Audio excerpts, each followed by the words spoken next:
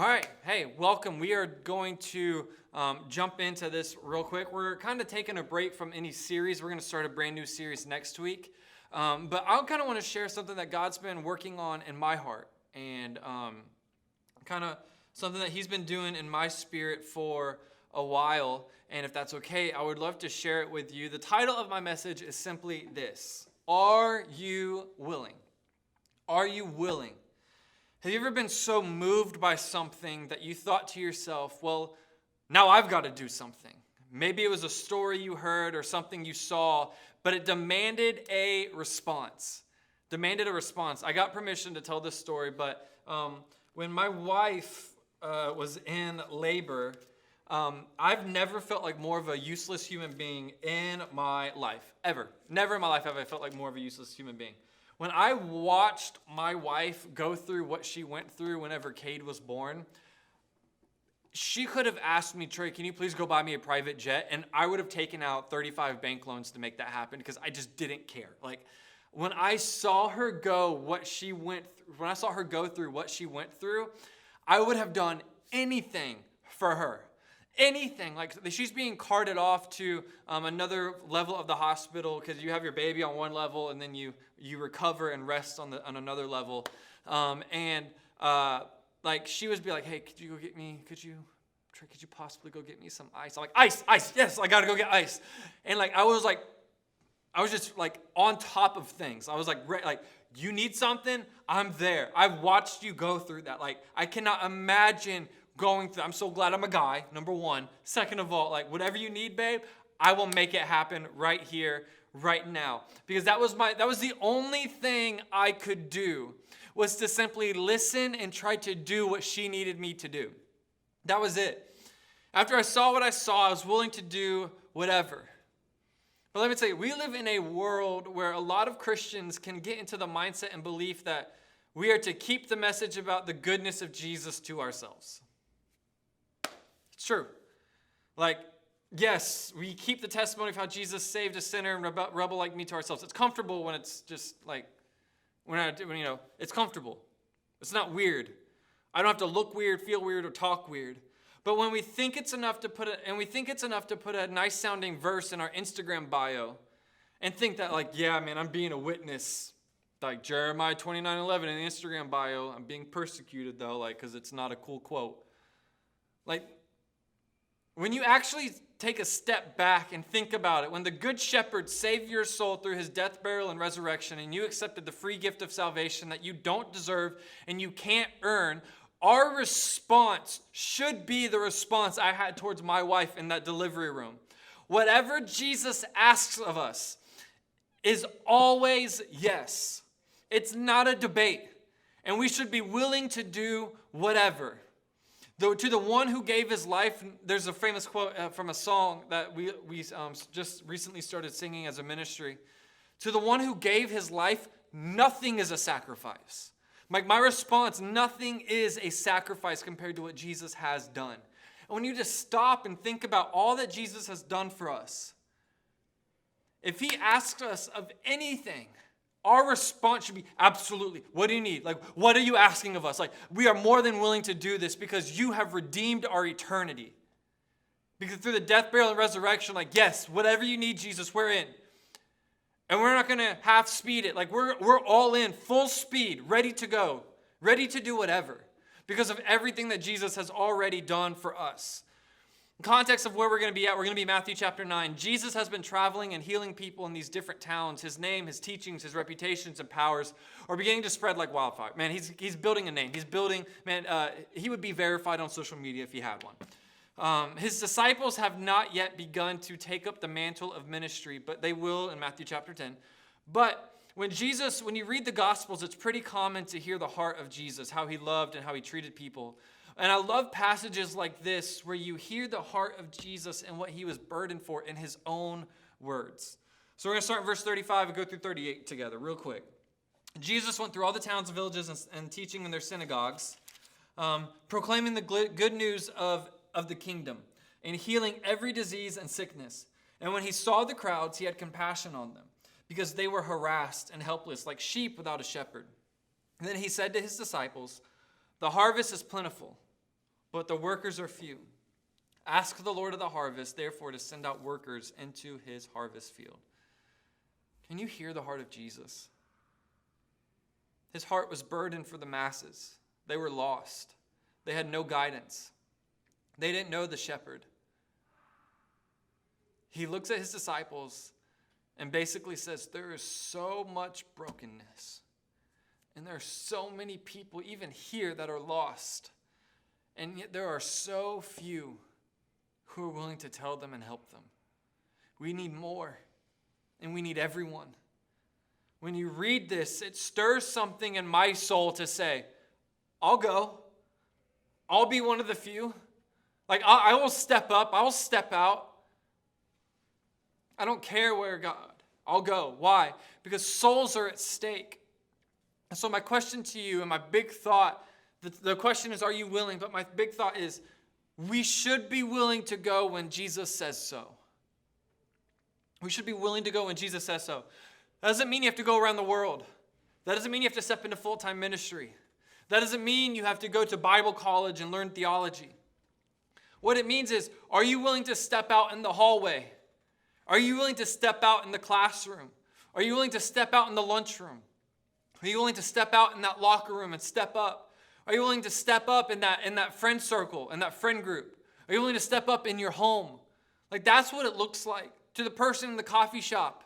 Like, are you willing to step up and step out? Are you willing to go to them and talk to them and pray for them and engage in a conversation about Jesus? Why do I need to go, Trey? Why? Number one, because the message is clear. The message is clear that Jesus was proclaiming the good news of the kingdom, healing every disease and sickness. Believe and preach the same message that Jesus taught. This is not an ordinary message we carry. This message has power to it. It heals and restores. Jesus preached the joyful message of the gospel, the forgiveness of sins. Do you know how freeing this message is? That when we were broken and separated from Jesus, that he came and redeemed and restored us by putting his reputation on ours through his crucifixion on the cross.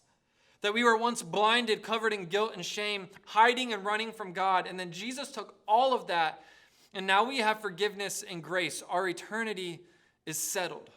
I don't care if you hear it for the first time or the 1,000th time. It still changes everything. It does. One of the girls in our student ministry here at Hammond knew this. In the beginning of the year, she was like, I have to reach people. Souls are at stake. And I was like, I 100% agree.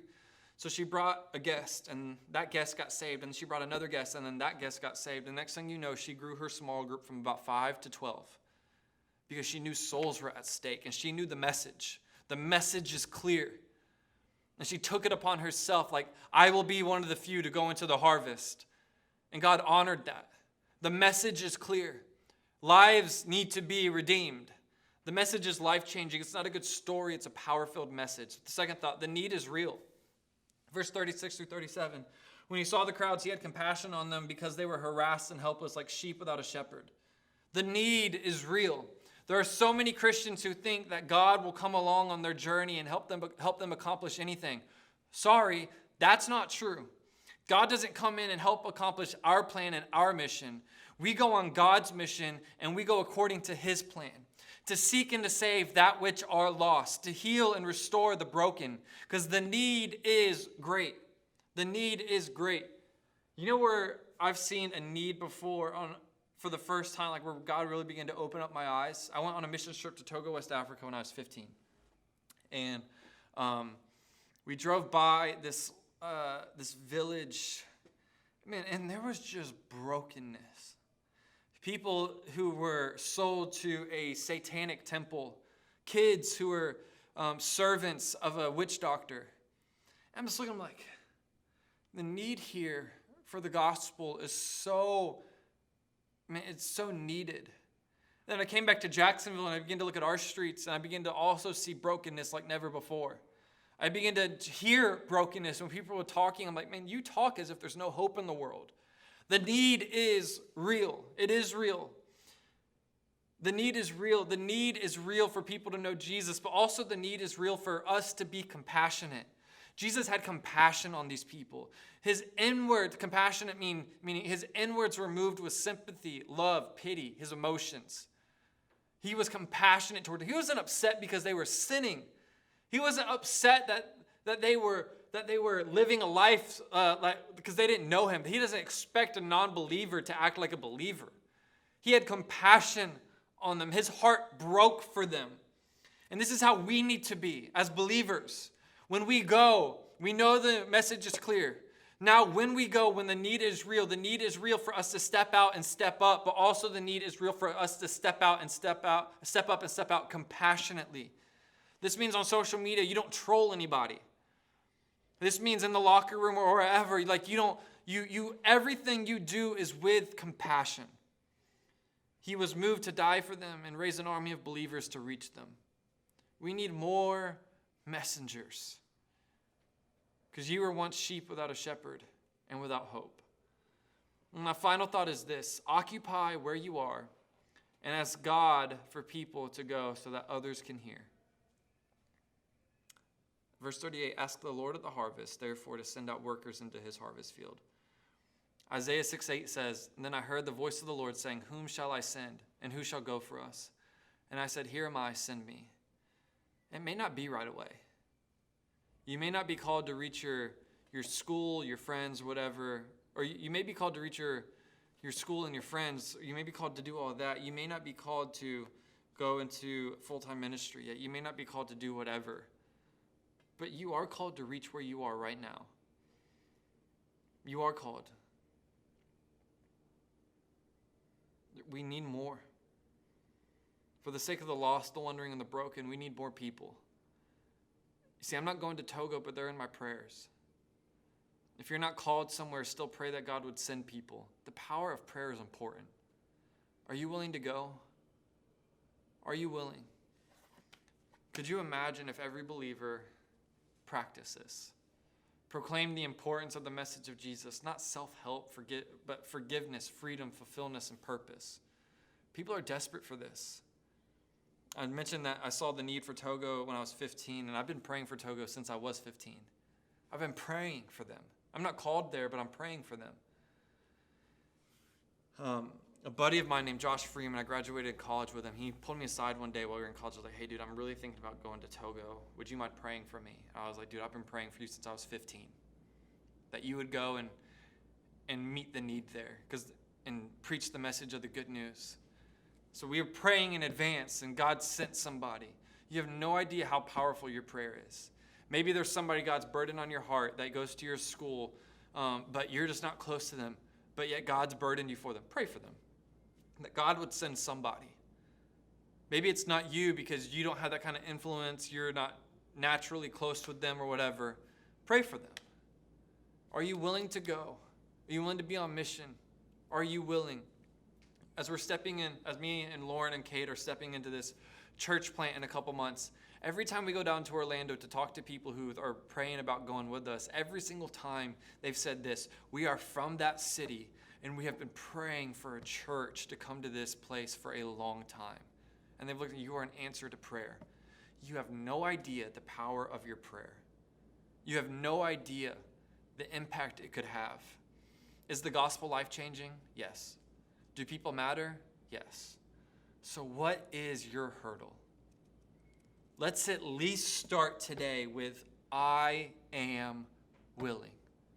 Because of everything that Jesus has done, because of who he is and what he's done in my life and in your life, let's at least start with this phrase: I am willing to go if God says so. I'm willing. I'm willing to go if God says so. And that is one of the best places you could be. It's okay to have plans, but hold on to those plans loosely. Because wherever God calls you is the best place that you could ever be.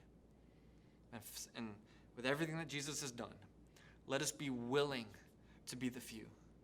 This is the message. This is really clear. We are called to go. Go wherever. In your school and your friend, you're like, be a messenger. The message is clear. The need is real. And if you can't go to that person, pray for them, that somebody else would go and that they could hear. Are you willing to go if Jesus says so? We should be willing. Let's be willing, because this is a powerful message. This is a powerful message. Dear God, we love you and we're thankful for you. God, you are good. You are great. God, I pray for the students on the other side of this screen. God, you would burden them. God, you would convict them. You would strengthen and send them.